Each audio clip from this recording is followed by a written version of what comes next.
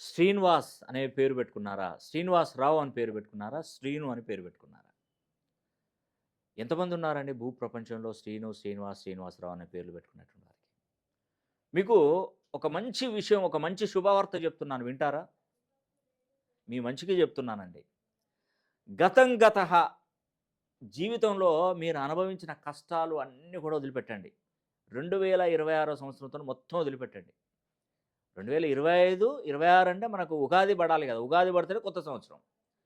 ఈ కొత్త సంవత్సరం నుండి శ్రీను, శ్రీనివాస్, శ్రీనివాసరావు అనే పేరు పెట్టుకున్నటువంటి వారికి ఒక విధంగా చెప్పాలంటే సింహాసనం అధిరోహించి కాలు మీద కాలేసుకొని దర్జాగా మీరు రాజు వలె బ్రతకబోతున్నారు.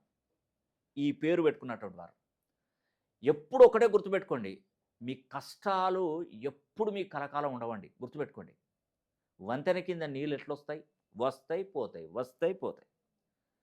కష్టానికి గనక నువ్వు చెలించి భయపడితే ఒక్కడుగు కూడా ముందుకేయలేవు. నిజమండి. బావిలో వేసినటువంటి ఒక తాబేలును బావిలో వేసేస్తే అదే దాని జీవితం అవుతుంది. అది పైకి రాదు, అక్కడే ఉంటుంది. దాని జీవితం అంతా అదే. ఒక్కసారి బయటకొచ్చి చూడండి శ్రీనివాస్. నిజ జీవితంలో మీరు ఎలా బ్రతకాలని తెలుస్తుంది. ఒక్కసారి ట్రై చేయండి. ఒక వ్యాపారం పెట్టినప్పుడు ఆ వ్యాపారంలో ఆ లాభాలు, నష్టాలు రాకముందే దాని గురించి నెగెటివ్ ఆలోచిస్తుంటారు మీరు. అయ్యో! పెడితే లాస్ అయిపోతుందేమో, నాకు అప్పుల మీద పడతాయేమో, నేను ఎట్లా బ్రతకాలి అంటారు. ఏదైనా తెగించాలండి. ఖచ్చితంగా చెప్తున్నాను. అది అందరికీ నేను చెప్పను. శ్రీనివాస్, శ్రీనివాసరావు, శ్రీనివాస్ అనే పేరు పెట్టుకున్నటువంటి వారు 2026 సంవత్సరంలో తెగించి ముందుకెళ్ళండి. ఎందుకంటే 2026 సంవత్సరం స్వస్తిశ్రీ పరాభవనామ సంవత్సరంలో రాజుగా వ్యవహరిస్తున్నటువంటి వాడు గురుడు. ఆ గురుడికి సంబంధించిన నంబరే S. S, S, S. Srinivas S అనే పేరుతో మొదలైనటువంటి శ్రీనివాస్, శ్రీనివాసరావు, శ్రీనివాస్, శ్రీను అనే పేరు పెట్టుకున్నట్టున్నారు. నేను చెప్తున్నానండి, మీరు ప్రపంచంలో, భూప్రపంచంలో ఎక్కడున్నా కూడా విజయం అనేది ఖచ్చితంగా మిమ్మల్ని వెంబడిస్తుంది.